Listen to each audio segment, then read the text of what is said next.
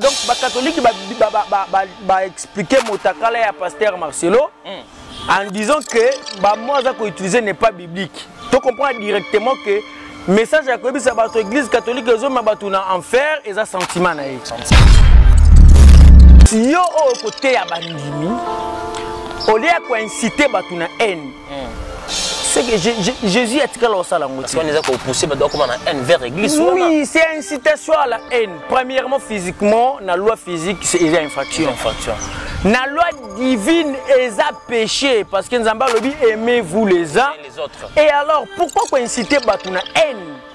Yo zali pasteur. Donc, Batika Rossel a sentiment. Ida tout mina khana. Ce qui va apprécier responsabilité, il faut abuser. Il faut abuser, abus de confiance. Abus de confiance. Nde trois makambo si bomoni ngo moto na kati, c'est moto ana azala na ngo moko, tomi balé tomi sato, moto ana ndazali hypocrite. L'hypocrisie ezalité, tu fais le mal en coucou. Et tu viens le dévoiler devant les gens. Islam est bien sûr mutu mabe na kati ya bato. Ezali mutu oyo nzamba protéger salité nae yemoko ayeko sani. Ayeko dévoiler salité. Nde mutu ya mabe eza magomo de nilesi. Azo sala. Ceux qui église catholique eza nzele comme bato na enfer, yo teya bato nde motakala ya église catholique. Quand tu dis motakala, ça dit à quoi? Parce que s'incliner devant les statues, c'est interdit dans la Bible. S'incliner devant ma statue et puis la loi peut-être catholique ils ont soutenir ils ont la loi diabolique. Supposons mariage entre deux personnes. Des personnes vraiment homosexualité.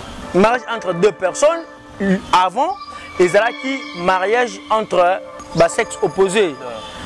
Mobali na mwasi. Mais l'élo, la définition, c'est mariage entre deux personnes. De Sozaka Moutou au Kobala no Moutou. Peu importe, les ali la loi l'église catholique peut-être pardon. Et mais qui m'a moqué qu'on soutenir yango. Et tant que il y a un verset biblique, il y a comme ça va tout que tala makambone zali purement satanique. Mouto mon limier ma quoi qu'on fait abaniko ça l'examen de conscience en tali. Pourquoi l'église catholique a soutenu Oyo? Mais la Bible est contre. Yemoko a koyeba que non o mabe o malam. C'est tout ça bato a lui beko nzambe. Vu que bango balobi o sanctification temps de la grâce. Loi to buki kasi ndo moni biro ko ezotambola. Ezotambola na ba église le rôle lisano. Nzoka nde siko loi ezaite ba okomi lokwa isika o ba bonobo. Bonobo azaka na mwasi. Il y a privé. Non, moi c'est pas tout. Ah, là où la loi divine est renétée, tu comprends directement, tu as loi de l'église, tu vas subir 4 conséquences. Nous avons des nilesi. Mon famille lesi na mboko. Famille lesi. Asali rage na mboka oyo Denis lesi Roger lesi Ngonde soki nani lesi donc basali bazaki na monde pastoral ba délivrer ba tout même na ndenge ya bapa ya ba TV Simba TV tu peux na lobiko au Simbi TV ozoka chaleur enoka chaleur na temps wana bato bazaki ba ignorant seria ba TV mu Congo nzokande TV soki ka ko brancher ngo ya 5 minutes et pesa ngo chaleur kona bango ekomi njondo kona bango ekomi njondo TV chauffer nango po e chauffer ata tile soko ke ko chauffer kaka et je m'attends ça brancher ka TV 5 minutes d'afri bando chauffer kona bango njondo balie mbongo à mesure ba grâce action de grâce mabonza banini ba s'instabiliser ba vina bango le leza malamu mais bazala ki ne préparer te na makambo ya nzambe ya solo pour preuve nzambe azu denilesi abisi denilesi kende ko laksa identité na eux pa ya bikela mo ya nzambe voilà son identité est claire aux yeux de tout le monde.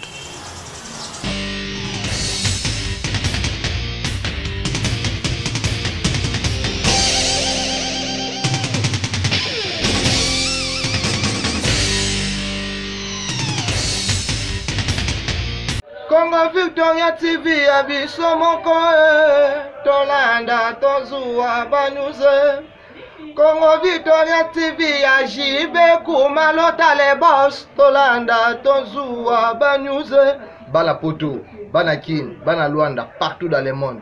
Congo Victoria TV abiso moko. Ya boss Jibe Kumaluta, hein, le gouverneur. Check. Les vents nous appellent, mesdames et messieurs, bonjour, bonsoir de partout, ça dépend de laquelle vous êtes en train de nous suivre à votre émission et faut perso présentée par les vôtres, Amiral Chamalekoum de la presse, mesdames et messieurs. Je le réel plaisir aujourd'hui de recevoir ce monsieur. Vous allez découvrir dans cette émission, c'est la toute première fois qu'on se reçoit du genre de telles personnes parce que tu habites actualité dominée, comment la guerre est entre les églises. Nous avons dans les lots, pasteur tu l'église des réveils, l'église catholique, la guerre. On va se dire parler avec ces messieurs. Mwali Moustapha, il est bel et bien notre invité spécial dans votre émission. Et fort peu se passe pour avoir des détails, voilà, c'est ça votre émission là pour parler de tout sauf. Laissez-moi remercier notre équipe technique qui travaille vraiment au four et au moulin. Merci à toi Guissolo Presse TV pour l'excellence du travail, sans oublier les profs. Ou à Simbi, vraiment machine à montage, tout le monde a la transition qui tourne grâce à ce monsieur. Continuez toujours une excellence, on va être toujours ensemble. Merci aussi à notre boss chef le vrai et le grand pétrole d'Allah, c'est Jibe Kumalo, mais c'est très puissant. Merci à ma conseillère Jema Ibele, le grand bébé de la presse, la fille d'Orange. Merci à tous mes partenaires qui me soutiennent. Vraiment des partenaires, des gens qui sont là pour nous assister de loin, de près. C'est pour ça que tu rends d'abord juste sincère, merci. Merci à mon vieux, le seul et unique, le vrai opérateur économique, mon vieux Chico Mabelema qui me suit depuis Paris, sans oublier archevêque le Bobo Zéro Fénia depuis Brésil. Merci à mon vieux Odilo Mampouya, boutique exemple à Sauvin Instant Belgique. Bientôt à boutique exemple à Sauvin de retour à Kinshasa. Pour clore, registre qui fou mouillabile depuis Afrique du Sud pour clore. Mon ami personnel Yannick Khan, industriel, qui est ce garçon de la ville, Maman Chouchouna Tati là, sans oublier, quand je dis Maman Chouchouna Tati, je vois directement ma maman Belgique 2. Merci pour notre conseil, ma Belgique 4, on est vraiment ensemble. Là, il faut mon invité, Maître Moustapha, vous avez bel et bien notre invité, mesdames et messieurs, dans votre émission. Et faux, personne. Bonjour, Maître Moustapha. Bonjour, Amiral. Bonne santé, Maître Moustapha. Sinon, Nzambe azo sala grâce ndenge otoyo kanaki. Vraiment, ça fait longtemps que tu as rendez-vous, mais cette fois-ci, tu as eu l'opportunité de me sur par rapport à la point tout otoyo, tout partager na yo. Nazomara facilement via recevoir bato belé na kati ya temple. Ndo moni donc bandé ko sala bongo, mais aujourd'hui j'ai essayé de disposer vraiment le temps pour qu'on puisse bien enlever la concerner spiritualité juste pour la ignorance Voilà mesdames et messieurs, c'est lui Maître Moustapha, il y a du lot dans cette émission. Abonnez-vous massivement sur Congo Victoire Télévision pour tout détail de cette émission mesdames et messieurs. Maître Moustapha, et le tozana kini, tu as la différence bangomba et l'église catholique, l'église de réveil, les musulmans, les kimbangistes, ainsi de suite. Mais les autres hommes, la guerre est commise entre l'église de réveil et l'église catholique. Je ne sais pas si vous avez été en temps l'émission, moi, Pasteur Marcelo, on peut citer le nom parce qu'il s'est passé partout dans le télé de médias. Pasteur Marcelo, à l'obéissement à la télé, l'église catholique, les églises, ils sont vers l'enfer. Et le Père et catholique, c'est l'émission, c'est le droit de réponse par l'UP église. Comme l'église, les églises, eux sont vers en enfer. Est-ce que nous sommes en Isaïe signe de la fin ou c'est maintenant le signe pasteur pour ça le droit de réponse à la télé par rapport à l'autre monde dans le baki. Et na nzamba zo lokumu kimi nzambe za likole bantoma na nyoso. Amiral nga na regretta kamakasi. Omoni eloko ba bengi spiritualité hein. Spiritualité batanga ngo na classe T. Oh. Non, batanga ngo na classe T. Vu que mokili était libre toute théologie. Était libre tout enseignement biblique. Moto afandi mpiaka. Abina mikolo yo na Kinshasa loko zo futeza église. Ake osala théologie, a eu diplôme, a beti angar na ndako na bango. Vu que Congolais azaka faible na prophétie. Composition et prophétie et s'il est là zu bambongo. Mais soubassement fondation eza malonga te. Nzokande spiritualité ezala o nzambe aponi.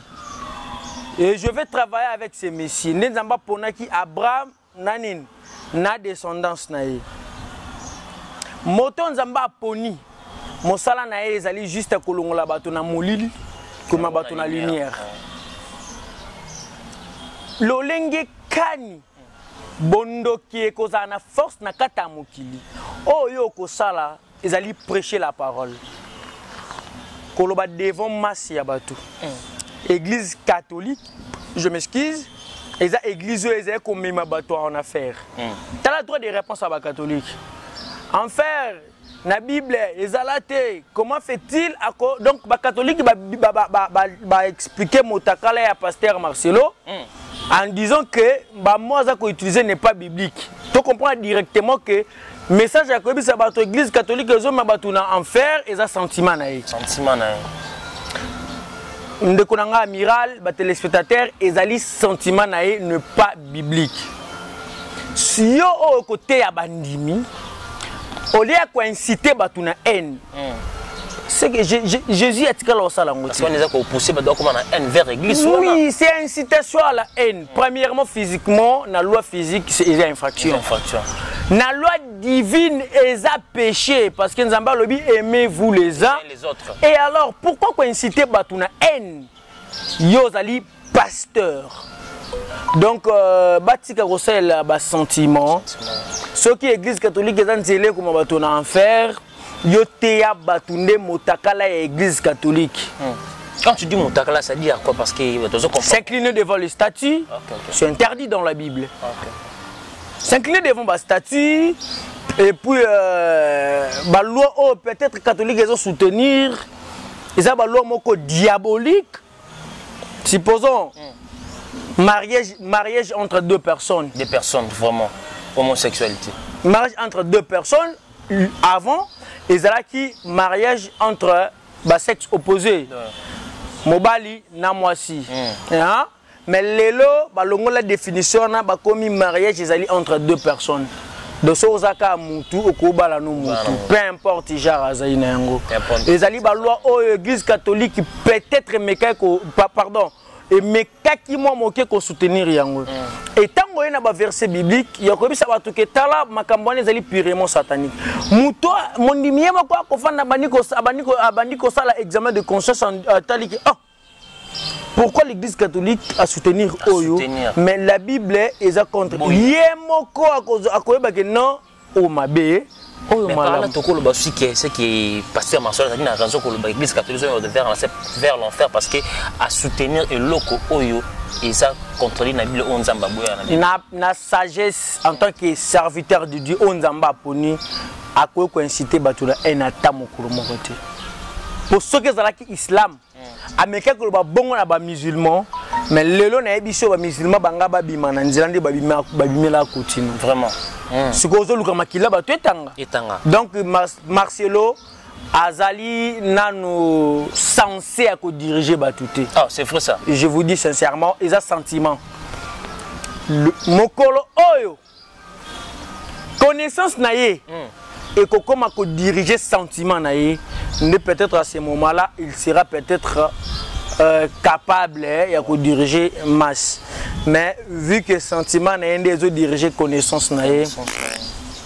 Mais ce que tu as juste libre comme on parce que c'est un pasteur qui doit apprécier ton amour quoi ça là bien à terre le bayanzambi kitoko mais non côté la musala nzambe kitoko selon les Congolais ils allaient avoir à cause de la éloquence. OK. Vu que pasteur Marcelo même moi dans la prédication est éloquent. Il sait aïbi koloba décortiquer solo non savoir parler et servir savoir parler et servir Dieu c'est deux choses différentes. Ben oui différence c'est d'aller bon sur même OK même la politique il y a des gens baza éloquents politique aussi ezali ndambo ya bonzambe. Oui ceux qui beaucoup politique na ndenge ya bonzambe Congo ekotambola malamu. Mais vu qu'il y a au sein de la politique, il y a des gens au bazar éloquents, barbarement intelligents, mais vous pouvez un ministère à Komoïba. Donc, médiocre. C'est la médiocrité dans l'intelligence. C'est ce que pasteur Marcelo a fait. C'est la médiocrité de notre intelligence. Tu es éloquent, mais tu n'as pas pu gérer sentiment na yo. Donc on a vraiment ezali makambo to benga ka éloquence ya moto. Bonzambe ezali moteur c'est ko tambo na kati ya loi. Il ne peut pas yakobima na kati ya loi.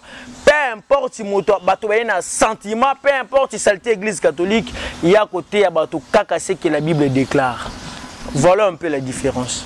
Maître Moustapha Toké, comment on peut cette différence entre l'éloquent et la serviteur de Dieu? Parlons, on peut dire aussi que est-ce que la Nzambe a la politique pour tout le monde la Nzambe même souvent l'église de Raphaël la politique poste européen gouverneur ministre na ministère songolo est-ce que c'est normal les serviteurs de Dieu à conseiller la paix la école? Papa amiral, je peux dire oui. Au moni politique Nabiso mingi na lobe la Congo parce que politique internationale et bungu la rabiso moké. Le lot lobby être politique automatiquement comme sanguinaire. Sanguinaire qui crée beaucoup de gens qui comprennent. Obama voilà. Comme la makila, ko bomi sabato. Vu que monde politique eza ko balana na ko sala lokuta mingi nengo tolobaka momona bato ba papa mingi ba kala bana ko ebisa mwana soka bandi lokuta ebise yo politique bandi nango ezali mabe. On dirait politique ezali synonyme ya kobuka lokuta. Nzoka en réalité la politique n'est pas la synonyme ya kosa nini ya kobuka lokuta. Politique ezali sens et responsabilité ou savoir ko yeba ko gérer batu le lengo esengeli. OK. Si ka basali ya Nzambe ceux qui vont intégrer la politique, Moussa bango ezali nini. Mosali ya Nzambe to mona directement que moto azali ko servir lumière. Parce que Nzambe ezali lumière. Si c'est vrai la politique ezali molili, c'est l'obscurité. To ko sepela basali ya Nzambe ba mema lumière na kata politique pour que le peuple congolais s'anime. Est-ce qu'ils ont se retrouver? Mais lelo yo to moni mosali ya Nzambe aye olia mema lumière na politique ya memi na molili. Serviteur de Dieu à quoi que ça la politique. Mais qu'est-ce qu'il va apporter dans le monde politique? C'est ça les problèmes. C'est ça les problèmes. Donc, Bazo, pasteur Marcelo, ce qui Marcelo. Donc, ce qui a connaissance et a monté diriger sentiment automatiquement moto na kotambula na kata malamu. Le lenge kani ba serviteur de Dieu ba na politique. Soka o ba prêchaka batu. Ba memi yango na politique. Ya malamu ekozala tokomona ke non ba président ba assemblée ne to moni pasteur ona na président assemblée provinciale. Soka azuka mayo ate aka quotidien on a politique, tout le monde a moins changement. Mais dans tout cela, on dit bino les musulmans, tout le monde a bien la politique, vous êtes toujours fermé dans ma bino. Je suis président fondateur de l'Alliance des Tshisekedistes musulmans. ATIM en sigle. Je suis président fondateur. Ceux qui ont mon habit sont mingi na politique qui te zabajar ya bon. OK. Place musubo kei, baby sibino faut glorifier à mutumo boy. Vraiment. Mais nous avons une idéologie musulmane et quand moto à s'intégrer dans le monde politique, il doit soutenir Kaka Mboka. Pas à mélanger d'autres choses. Jamais. Aux leaders Nabiso, tu applaudis. Hein? Mais sur le terrain, nous devons travailler pour intérêt à tout Congolais et non les intérêts personnels. Sans exception. Et non pour les intérêts personnels au quotidien, on a banque, au lieu, au méli, mais le peuple congolais a souffert. On est écosimba. Nous sommes musulmans. À côté de l'idéologie, à partir de la politique, ils ont mal à l'idéologie musulmane. À se retirer. Mais cette fois-ci, tellement Zamba a sepelé qui Kokabola Bokondi, na coupé sa Bokondi cette fois-ci na président de la République, son excellence Félix Tshisekedi, tout le monde qui est idéologie à Zali Nengo, na idéologie ba musulman et zo bala na moké. Voilà pourquoi on a reculé qui rapide. Comme ça, la moi structure wana à team alliance de Tshisekedi et musulmans, tout le monde qui est autant pour la malade. Est-ce que tu es sûr vraiment que vous avancez par rapport à des politiques et quand vous en avez des moments où vous pouvez contrôler? Est-ce que vous êtes sûrement et tenir comme ça il dit jusqu'à la fin? Oui, bon, ça les règles au l'économie surtout bien exerver basalara tombe pour chacun. Ce qui n'a pas tout ça sûr, c'est par rapport à éducation et à Moutou. Quand tu t'engages dans une affaire, il faut être sûr. Mais futur n'est la réalité. Ce qui est président de la République, à côté de la loi, à côté de la constitution, nous sommes musulmans, nous soutenir jusqu'à la fin. Si le président de la République va toujours travailler pour l'intérêt de tout Congolais, nous les musulmans, nous avons un devoir de soutenir Tinasuka. Est-ce que jusqu'à là, on a un président de l'intérêt de la population? Jusqu'à là, tout le monde que le président a la bonne foi de qu'on puisse à tout Congolais espace pour que petit peuple à se retrouver. Mais, comprenez malam. Papa na maman basé na kata libala. Na kata ndako. Mais na ndako na za libala, maman na zaki divorcé. Divorce ya maman wana na papa liboso. Papa liboso azalaka na bolingwa maman wana. Vous comprenez malam. Mais balobi non na kata li couple oyo libala oyo bano avant balia il faut mbongo na bango ya kolia utaka papa liboso akabonaka na mama wana. C'est trop compliqué là. Au moment où papa a divorcé qui na maman, il a toujours l'amour. Il y a moi sinae. Bon, vu que mon couple comme qui moi coincé famille et lobby a déclaré qu'il divorce. Mais au fond de son cœur, il a un amour nanan. Na maman wana oza sir papa na ko nourrir bana wana malam. A nourrir bon malam té. Qu'est-ce qu'il va faire? Ceux qui bana wana pour balayer 10 000 francs en opé sa bango 2 000 francs. Vibana bakolela nzala eleki na papa ya mibale ti na fin de compte bana balobani. Ah mama zonga no papa libosoti. Parce que papa moi vraiment zolé sa biso malamu té. Un mariage à FCC cash. Tu n'as pas peur d'expliquer au bout d'un mois l'ICC ou TT on a façon moi moi boigna. Nga banga elote. Je suis préparé. Maître Moustapha. Na banga ka elo côté. Je suis un homme spirituel. Non, c'est ni président, pouvoir en place physiquement et spirituellement. Peu importe si le lenge ce qui bato baboma kabato bato ba créer la kabato makambo bakangaye yebisanga aujourd'hui. Surtout na point na kokangana, tu n'as pas peur le politique. Je vous dis quand tu parles des choses de la vérité, mo kana biso balingaka bosolote. Mopandi sango ya kolo. Mona mbamako. Mopandi sango ya kolo. Joseph Bakangaka est vrai ou faux? Vrai. Ngana Joseph devant Nzambe, toi, même pas, tu as un niveau, mon côté devant Nzambe. J'ai été serviteur de Dieu, on Nzamba Ponaki. Ngana zay serviteur de Dieu, na évité ce que Nzamba Poni, toi Ponité. Bah on est basaki na confirmation. Ceux qui a fandaki na prison, et puis prison na yé après yango même malam. Ceux qui na bina na mokili alelo ne kunabiso Mandela, fandaki na prison après prison na Afrique d'ici des monuments. Non, bang la prisonnier. Vraiment. Nga benga la prison ezali étape de purification. Bokanganga pour la vérité. Je crains personne. Je crains la loi. Premièrement, la loi divine. Deuxièmement, je crains la loi au Betobengi quand il y a constitution. Voilà, mesdames et messieurs, nous poursuivons notre émission avec notre invité spécial, le maître Moustapha. Ce monsieur, il parlait très bien. Il est vraiment expert à la matière, comme on dit. Maître Moustapha, les lots, comment on a basala nzambe otozara en église de réveil quand souvent les lots basako nzambe bazo publier bango banzoto ba vidéo na ba serre en église. Ça te fait quoi? Ça vous fait vous quoi, église musulmane en général? C'est ce que je viens de dire. Les alipoka kabaseli bato ba enseignement biblique à Tangi à Betangar.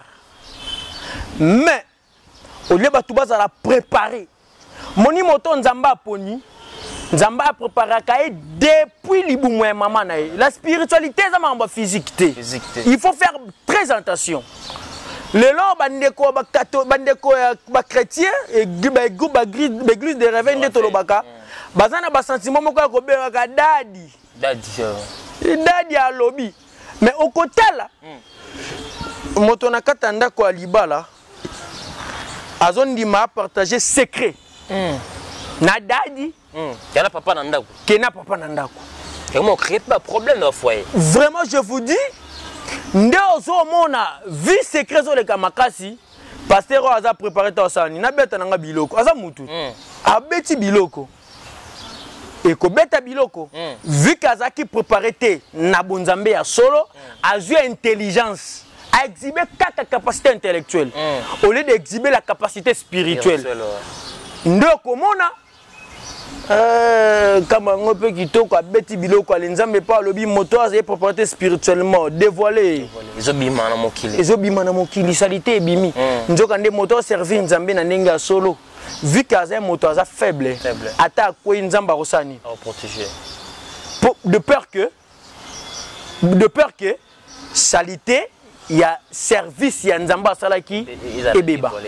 Ah, donc ceux qui Nzamba a protégé, Mosali Nzambete, en coucou, Motakala, Nzamba a cédé aux yeux de tout le monde. Donc on peut pas directement que la personne en question n'était pas préparée. Maître Moussafa, est-ce que Mosali Nzambe sans qu'on la marié, est-ce que pas un principe Jésus était clair en disant soyez mes imitateurs. Jésus était marié. Tu peux servir ton Seigneur sans pourtant être marié. C'est permis. C'est permis. Oui. Tu peux aussi servir Dieu en état marié ou célibataire.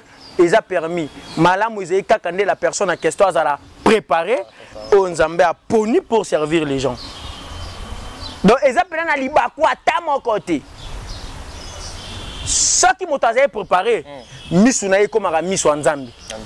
Mato ine komi, mato yanzambe, maboko na makolone komi yanzambe. C'est-à-dire, misala nae kozala kaka na sime mibeko yanzambe. Akotambu sa ba loi parce que loi divine ezoloba. Moto abengami ya solo azé mundimi yanzambe. Moto abengami ya solo serviteur de Dieu. Ezaka muto yo sentiment na ye ezali derrière loi divine. Nazana sentiment menzamba lobi nini par rapport au nalingi na sala. Voilà, c'est ça le problème. Nalingi na kata kama ona. Mais nga bala été. La loi divine ezoloba nini par rapport à ce que j'ai envie de faire. C'est tout. Une fois la loi divine ils ont contredire sentiment automatiquement qui sentiment à soutenir sentiment divin. Ils ont facilité pour ça là. C'est qu'il n'est pas préparé, c'est ce que j'ai dit. Vraiment. Donc ils ont sentiment, ils ont ma capacité intellectuelle vu que le lot il a bien, il me semble bien, tout le monde a battu na koloba. Allah tikitoko église ngo kitoko ba minda ba ne ba kanisa ngo bonzambe. Bonzambe ils a kabongo te. Bonzambe ils longola battu na molili mais ba on a lumière. Bonzambe ils allaient prêcher les gens la mort, la vie de l'au-delà. Et après la mort il y a un jugement qui nous attend. Qu'est-ce que nous pouvons faire pour préparer notre mort? Et ça ba thème oyo ba pasteur ba sala ngote. Bango batéa, bango va préparer, venez thème ezali chasser l'esprit des morts. En oubliant que l'esprit des morts, on ne peut jamais les chasser car tout âme goûtera la mort. Vraiment. Et alors, donc, babong sakaka et tamboli, peut-être Nzamba ko aider bango pour kotala le lenge bakumbeli bonzambe. Pour moi, bazaki préparité.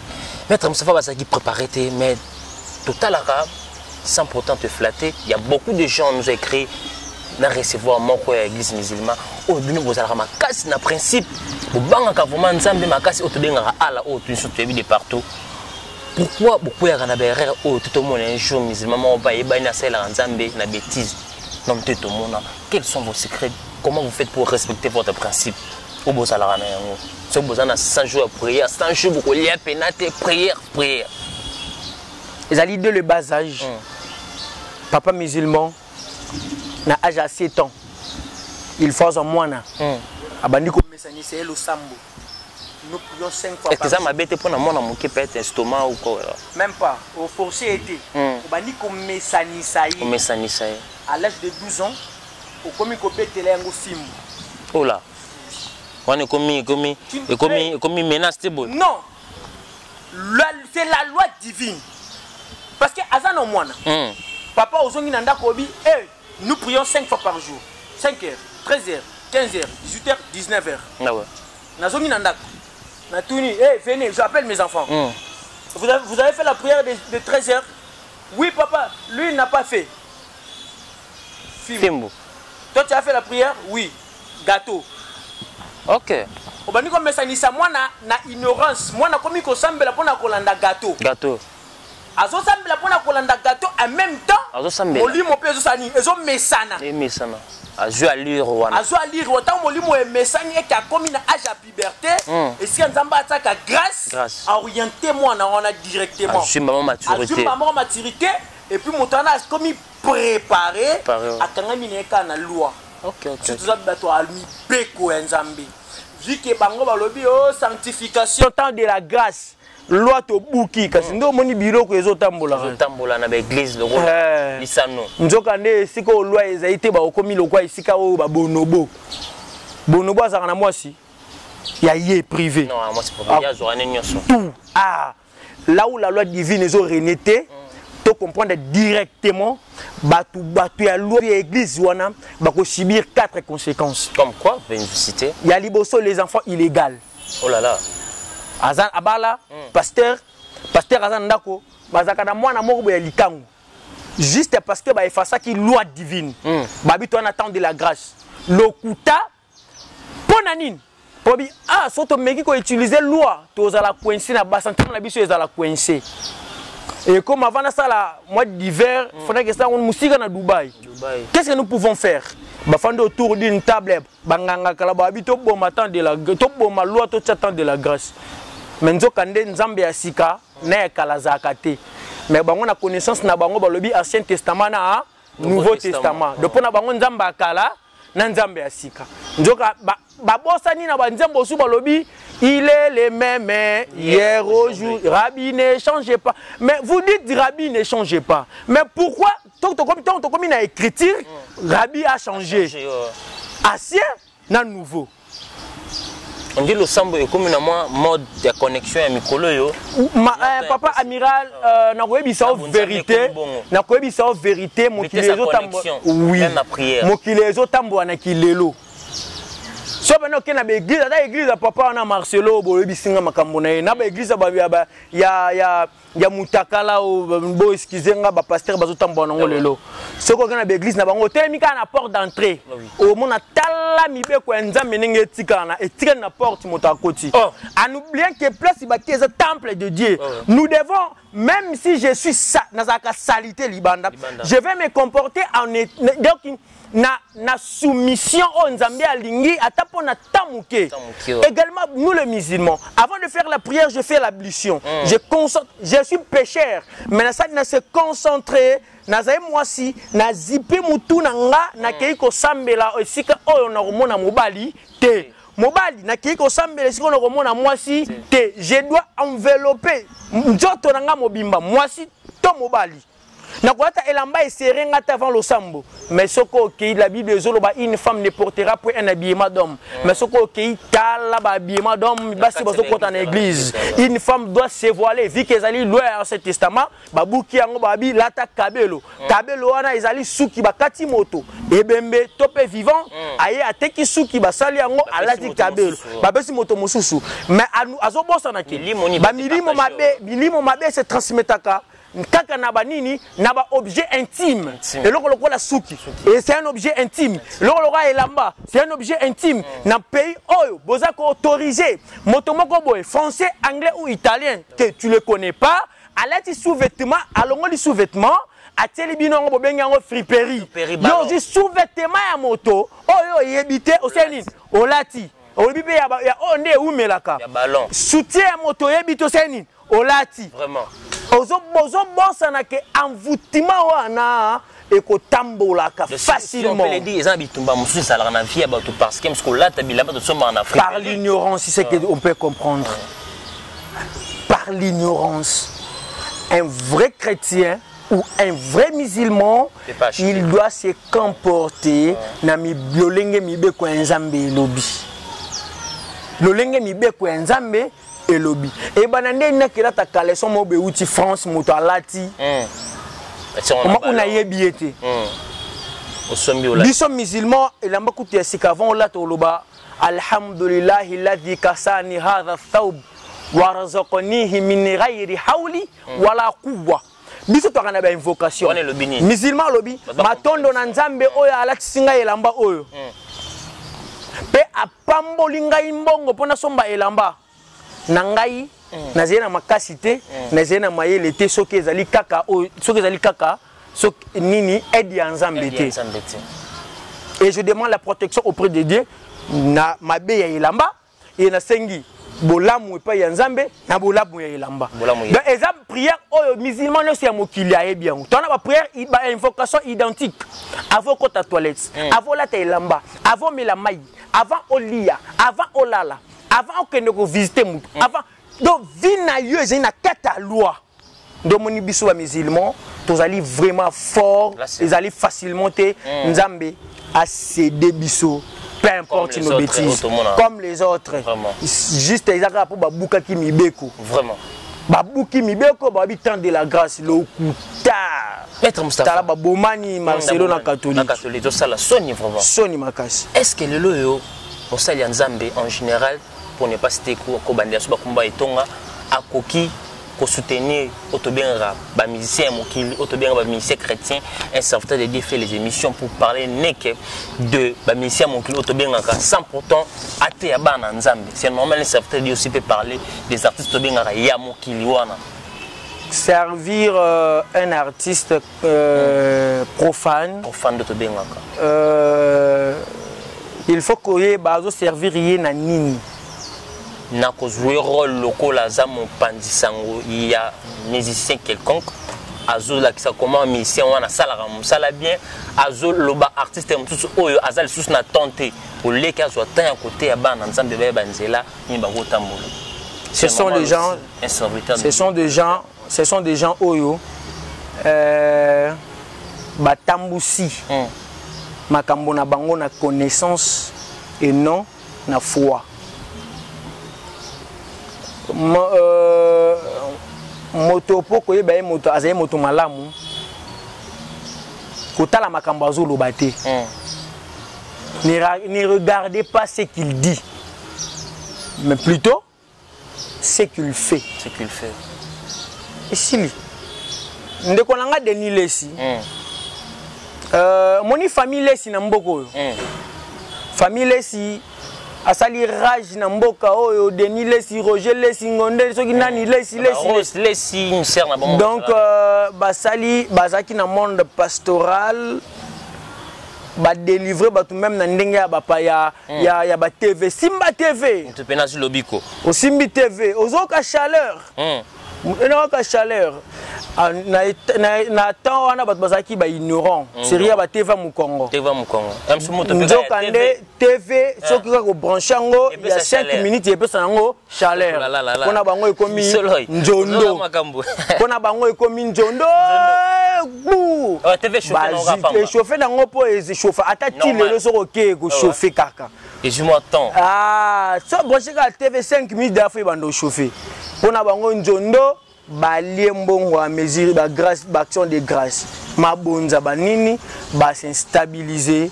ba vina bango le leza malamu mais bazala ki ne préparer te na makambo ya nzambe ya solo pour preuve nzambe azu Denis Lesi abisi Denis Lesi kende ko laksa identité na eux pa ya bikela mo ya nzambe voilà son identité est claire aux yeux de tout le monde. Mais souvent, si on va bien dans mission, il parle, il est clair, il dit qu'il y a hypocrite. Il y a beaucoup de serviteurs qui disent que les hypocrites, les en privé, ça la pète, ça la plus que même que les ça. C'est pour cela c'est quoi l'hypocrisie? Non, non, maman, papa Nangaï. Hypocrisie est un nini. À définir, nous, c'est quoi l'hypocrisie? Denis Lesi, Ngaye, imam Moustapha, prédicateur de la nation. C'est imam ya mosquée en Chine. Et loko lobi oyena télé pour soutenir ba musicien oyo bazo binisa mokili. Po bazo latisa basi à moitié nu. Voilà. Oyo zo bebisa voir même éducation ya bana. Na mboka. Non, ya bana nanu. Po mboka ezaka nango na éducation vraiment té. Voilà, ya bana. Ya bana. Po bana so baye mabe babomine mboka. So baye malamu babongisi mboka. Otolo baka jeunesse ya lobi e mboka mboka lobi ezali nini jeunesse ya lelo. Tango ozo soutenir eloko wana automatiquement Nzambe azola ki sabato bota la identité vraie ya mutu oyo. C'est quoi l'hypocrisie? C'est quoi l'hypocrisie? Hypocrisie ezali kana makambo bo ni sato. Idha hadatha kadhaba. Un hypocrite c'est quelqu'un ce qui bozo sola na ye na kati ya maloba ne azobuka loku lokuta. Sini aliboso ya hypocrite yango wana. Athani ya mibale almunafiq idha wa'ada akhlafa.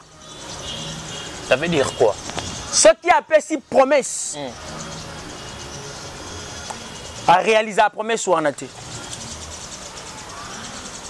Deuxième qualité hypocrite. Yaya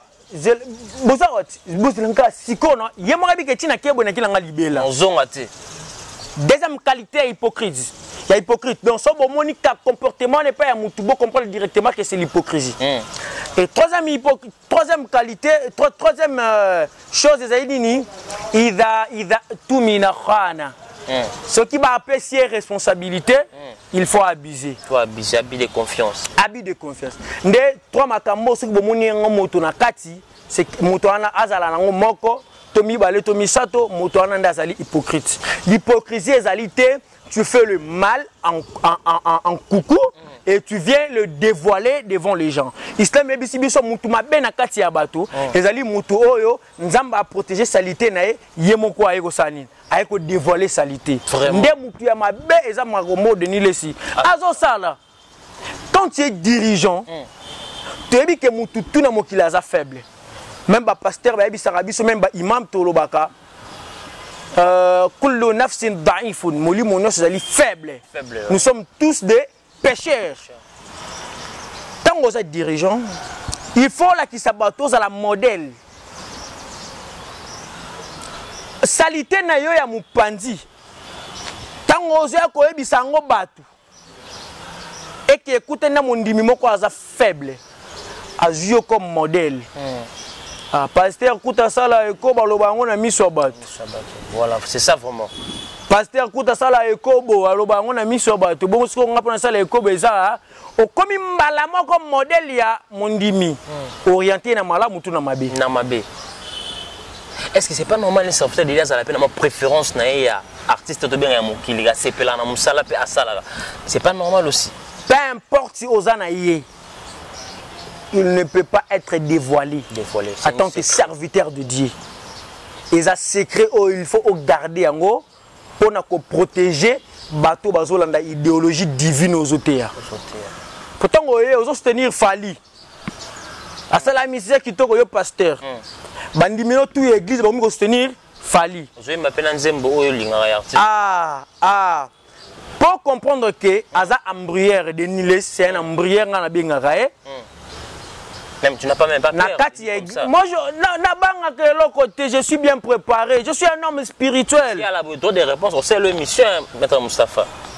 Droit de réponse, tout ça, une émission face à face. Droit de réponse. Donc, on va faire ça avec Guissoloy. Bon, Lukaye, Nganaye, tout ça, la émission, il y a Aloba. Ça va preuve. Il y a Makamba Zolo, na kata ba loi divine. On va ça va preuve. Alors, mon so proposé en réalité. On va essayer de le faire, on va essayer vraiment. Ah, oui, pourquoi? À soutenir Fali, to héritier, to Jibe Ouera, to Kofi. Au soutenir Bango, et puis on nous dit hypocrite, ce n'est pas ça l'hypocrisie. Ce n'est pas ça la définition de l'hypocrisie. Attaque moto Sambela Nzambe à solo, et ça hypocrisie, et ça ozo banga kolakisa mabe non na miso ya bato de peur que moto akoza faible alanda yo azo comme modèle nzoka modèle ezali nini mibeko ya nzambe ozo landa pour ozali faible soka koti na église na ye atiata monzembo moko afali et beti après abandi koteya aussi l'autre ko sala ngote c'est qu'il n'a pas le droit de soutenir aux yeux publiquement comme ça la musique profane. Voilà mesdames et messieurs, c'est lui Maître Moustapha. Il était là bel et bien notre invité spécial dans votre émission Effort. Nous sommes déjà arrivés pratiquement à la fin de cette émission. Maître Moustapha, tu côté ce qu'on a les gens disent que vous êtes là, l'église au Pessarapé Batubakisi, porter bonnet magique. Est-ce que il existe un monde pas y approcher nous parce que souvent les gens disent que parmi l'église Bimaka, vous êtes parmi l'église musulmane au pays d'Arabat, moi ici, moi protection, moi porte-monnaie magique à quoi m'appelle à mon solo. C'est normal ça se fait les porte-monnaie magique là et existe à mon temps qu'on soit en paix à quoi me venez pas normal par rapport au principe au bien mon ça là juste respecter. Et de quoi amiral vu que Congolais non sont pauvres.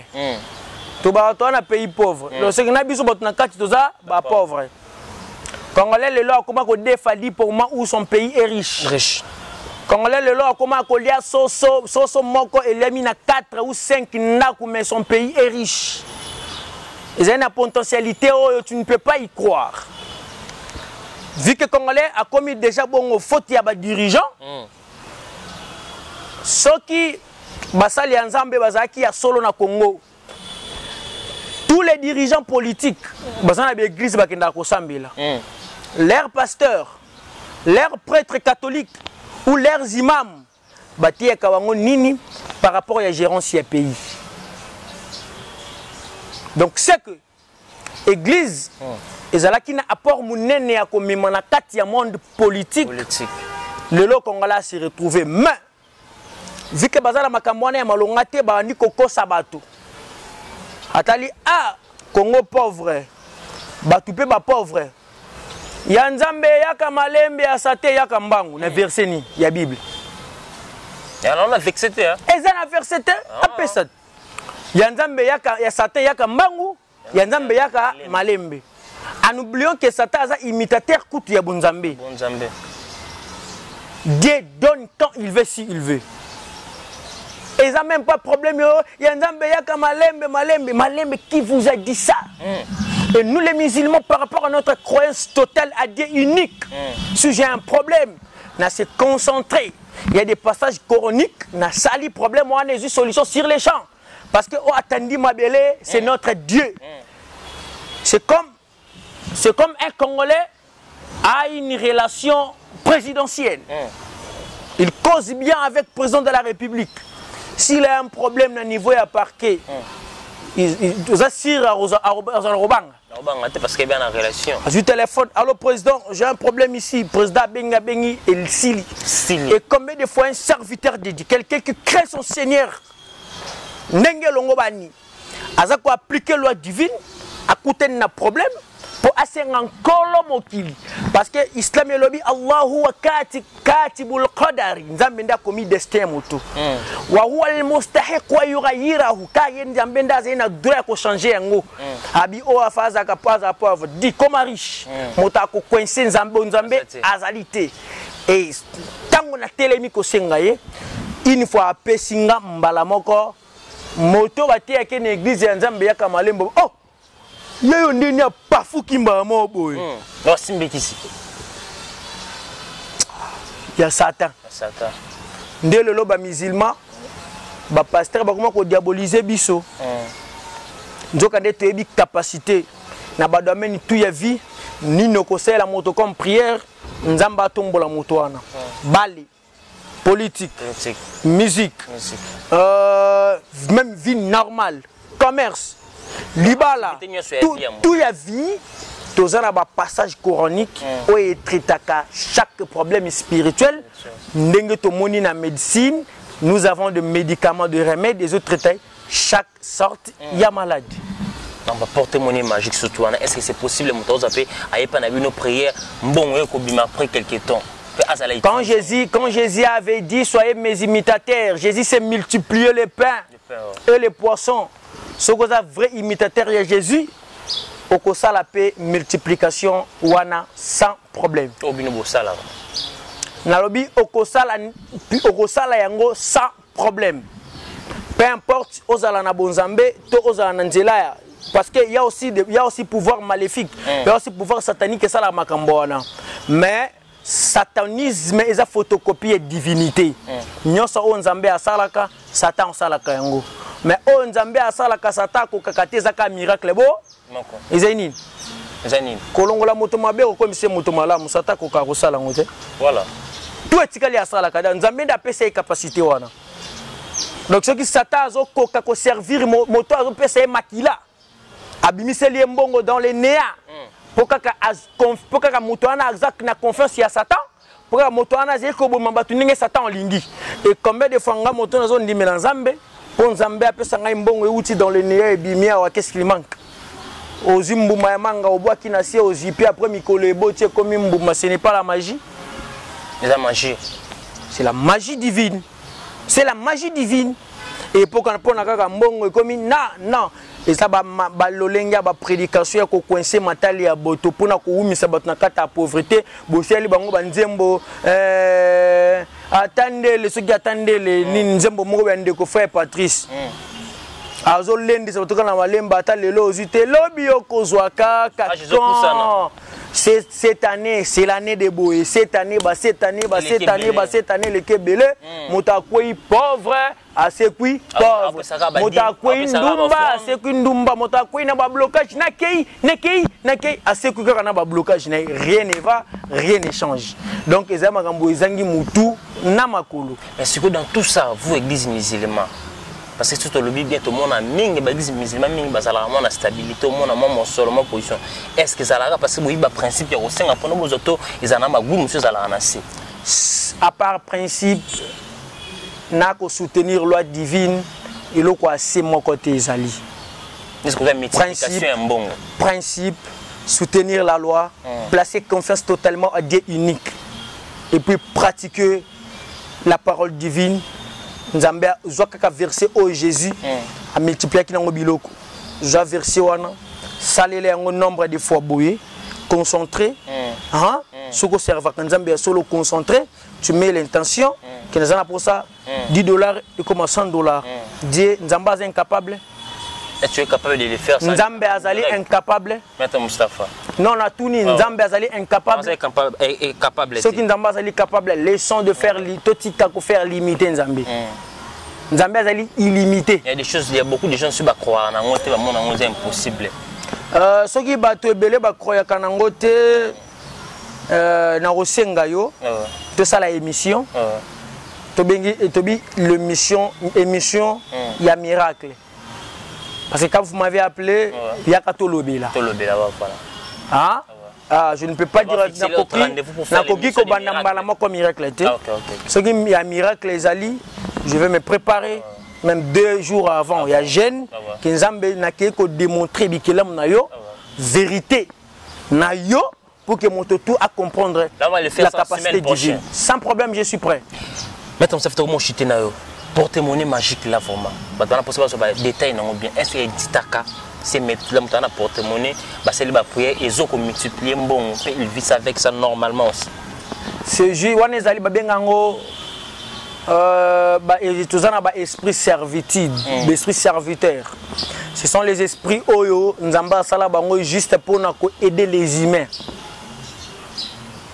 Quand humain a commis na souka esprit wana akoyi kosala relation na mutu pe akomi ko servir yo mbongo a une seule condition obangela eka nzambe ndenge esengeli soki okutani na mosala nzambe ya solo mais soki okutani na mosala nzambe ya solo te moto azoko pratiquer fétiche akoriento na fétichisme okomona moto obandi ko lekisa bato obandi ko pesa makila milimo wana esalela yo mbongo mais porte-monnaie ils ajustent et loko o permettre mbongo et yaka parce que là où transaction spirituelle est ça la macabre et c'est que la lisibilité ils la fermer tu pries au garder ngwana au fongoli mbongo yé ozo servir, ozo kabela bato, ozo sala misala nzambe, ozo construire vie na yo. Ils en ont na précaution qui a retour ma bête pour peut-être le bon moment de tout le monde bato nous makamba no simba ou quoi. Ou ça normal puis ça fait servir une personne peut évoluer dans beaucoup normal sans wana ezali wana soka OK na fétichisme ndé okuta na makamba ba répercussion ya répercussion négative. Donc wana ndé ezali ba les esprits diaboliques pe ba servaka bato bongo. Peut-être batali destin na yo nambongo na yo musika qu'est-ce qu'ils pouvons faire ba pousser lo mbongo no pembeni ba pousser lo ba tielo ba condition parce que ça t'a donne ici retire ici après na gauche à botol na droite quand il te donne il va directement ses intérêts mais nzambe soka pe sur intérêt ni na kozana ngo posa kaka yo to sai o bo pesa ya mbongo porte bene maji on les a intérêt nzambe ça normal na bo nzambe anormal na bo ndoki. Ok. Ah, c'est-à-dire qu'il y a place au télémile. Toi, tu es Nzambé incapable. Dieu a la capacité de faire tout parce que mon kilo est yéyé. Maître Moustapha, nous sommes arrivés pratiquement à la fin de cette émission. On va chercher notre jour pour l'enquête. C'est l'émission Miracle, j'espère, semaine prochaine. Je suis prêt. On va fixer les rendez-vous pour notre bandima où l'église musulmane va être capable de faire ça. Votre mot de la fin va programme avec des détails, un numéro à compter parce qu'il y a beaucoup de gens qui peuvent apprécier cette très belle émission de partager. Mon numéro c'est plus 243 91 076 97 29.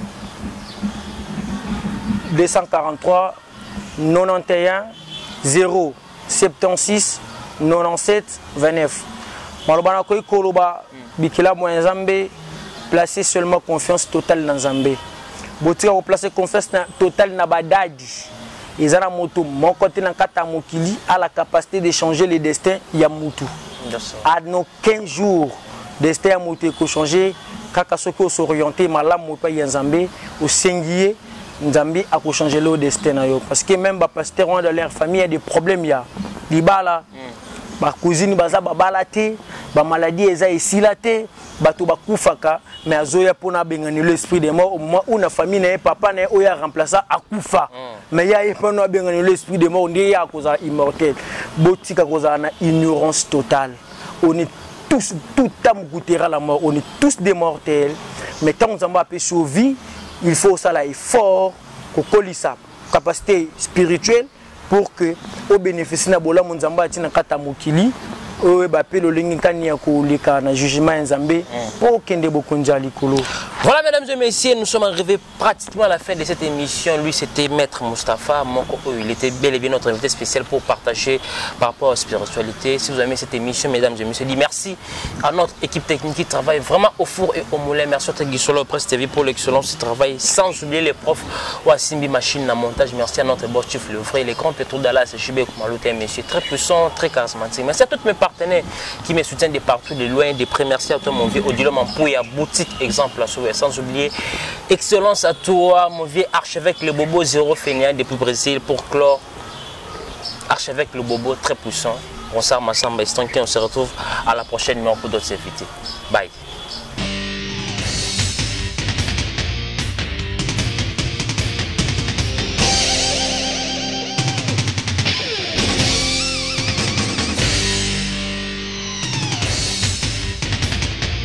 Congo Victoria TV abiso moko tolanda tozua banuze. Congo Victoria TV ajibe kumalota le boss tolanda tozua banuze. Bala poto, bana kin, bana Luanda partout dans le monde. Congo Victoria TV abiso moko. Ya boss Jibe Kumaluta, hein, le gouverneur. Check.